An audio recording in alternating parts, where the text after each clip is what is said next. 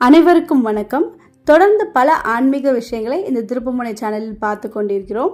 இன்று நாம் காணப்போகும் தலம் சென்னைக்கு அருகில் அமைந்துள்ள சிறுவாபுரி ஸ்ரீ பாலசுப்பிரமணிய சுவாமி திருக்கோவில். இது ஒரு சாதாரண கோவில் அல்ல, முருகனின் அன்பும் அருளும் நேரடியாக வெளிப்படும் புனித ஸ்தலம். சிறுவாபுரி என்ற பெயர் உருவான கதை மிகவும் ஆழமானது.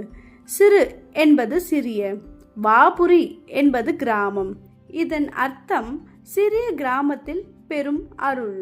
இந்த ஸ்தலத்தில் முருகன் பாலசுப்பிரமணியராக, அதாவது சிறு வயதில் இருக்கும் போல் அருள் பாலிக்கிறார். ஆனால் அவரின் சிறு உருவத்திற்குள் அடங்கி இருக்கிறது அனந்த ஞான சக்தி.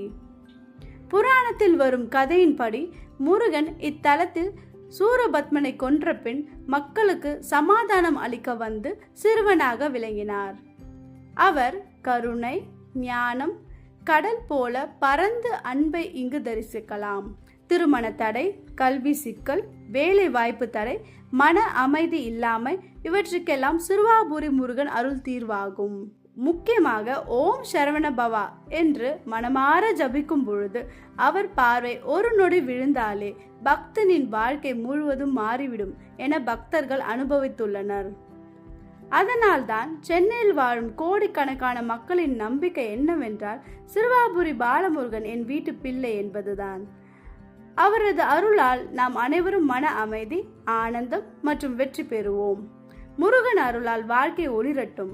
அன்போடு சொல்லுங்கள், வெற்றிவேல் வெற்றிவேல், சரவண பவா.